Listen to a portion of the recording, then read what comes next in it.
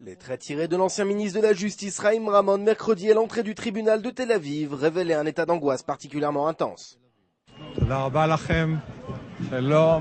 Ramon tente de se frayer un chemin entre les dizaines de journalistes afin de parvenir au 4e étage où l'attend le juge Kocha, et armé d'un sourire tendu, il ne parvient pas à masquer son angoisse. Dans quelques minutes, l'ancien ténor du parti Kadema en saura davantage sur le sort que lui réserve la justice israélienne et sur son avenir politique. Les journalistes se pressent autour de l'ancien ministre de manière obsessionnelle. Les juges prennent place et Chaim Ramon est dans le box des accusés. Et la lecture du verdict peut alors commencer. 20 minutes plus tard, la déclaration officielle de la Cour met un terme aux paris et aux spéculations. 3 juges d'une seule et unique voix condamnent Ramon.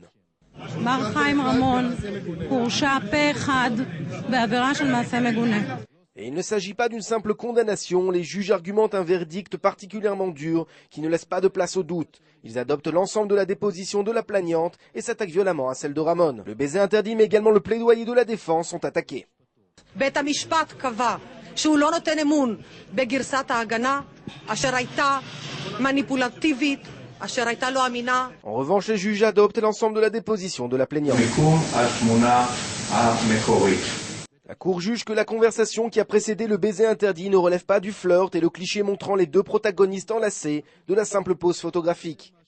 Quant aux causes qui ont amené Chaim Ramon à embrasser la plaignante, là aussi les juges épousent la version de la soldate et refutent celle de l'ancien ministre. בית המשפט מסר מסר נורמטיבי גם לציבור ואמר באופן חד משמעי שנשיקה היא מעשה מגונה.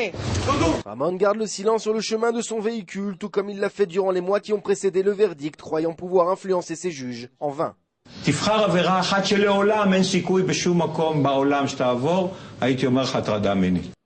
Au final, pour les juges de Chaim Ramon, la plaignante n'a pas flirté avec l'ancien ministre de la Justice, elle n'a pas commandité le baiser et s'y est opposée.